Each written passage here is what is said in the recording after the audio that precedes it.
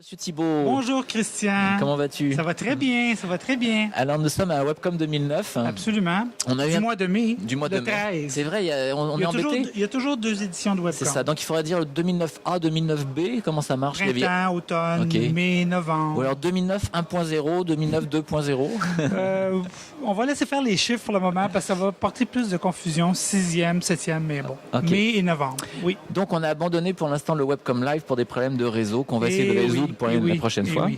Et en attendant, que peux-tu nous dire sur le développement des affaires de Webcom? Bon, le développement des affaires de Webcom, parce que c'est ma responsabilité, évidemment.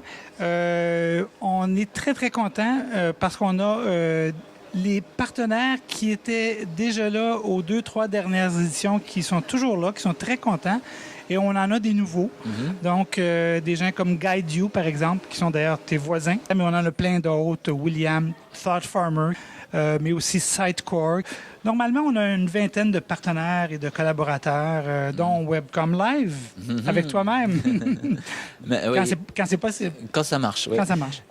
Donc, parlons de chiffres un petit peu. Oui. Quelle est la progression sur les 2-3 derniers Webcom au niveau de l'assistance d'abord? Comment tu analyses ça? L'achalandage de Webcom pour cette édition-ci, c'est un achalandage record. On a 525 inscriptions, ce qui est très, très bon pour nous. À la dernière édition, il y a 6 mois, on était 450. Donc, on a toujours une lente progression, mais qui est toujours là depuis la première édition.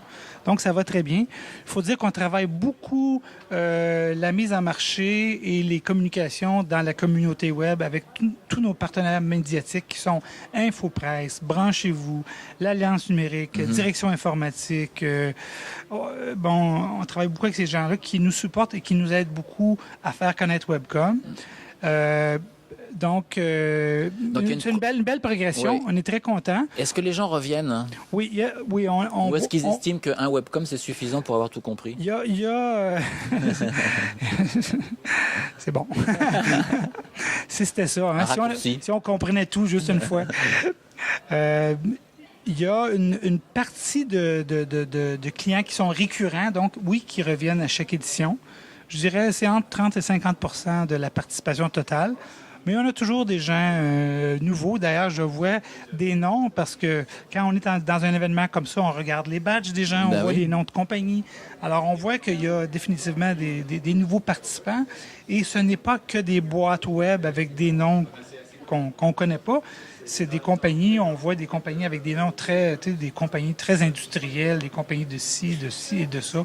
J'ai pas de nom en tête, mais oui, il y a une nouvelle clientèle qui vient à Webcom. Et c'est ça l'objectif. C'est ça. Alors, dans l'entrevue qu'on avait faite avec Michel Chioni il y a quelques semaines, Michel m'expliquait que le Webcom est une conférence qui est maintenant cotée dans le milieu du web. Oui. Mais que le défi, c'était d'aller chercher les entreprises, finalement, qui viennent pas assez en nombre. Oui, Est-ce qu'on évolue dans ce sens-là? On évolue dans ce sens-là. On a commencé un projet à partir de la dernière édition qui est Webcom Express.